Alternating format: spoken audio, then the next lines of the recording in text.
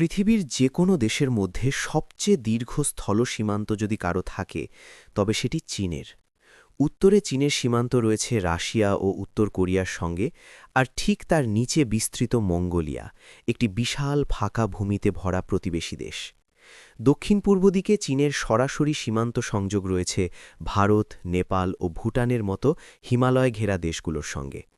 আরও এগোলে দেখা যায় ভিয়েতনাম, লাওস ও মিয়ানমার থেকে শুরু করে পাকিস্তান পর্যন্ত প্রায় প্রতিটি অঞ্চলে কোনো না কোনোভাবে চীনের সঙ্গে সীমান্ত মিলেছে।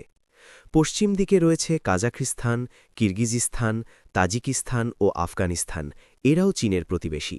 শুধু তাই নয়, ম্যাকাও ও হংকংও চীনের অংশ, যেগুলো একসময় পর্তুগিজ ও ব্রিটিশ শাসনের অধীনে ছিল।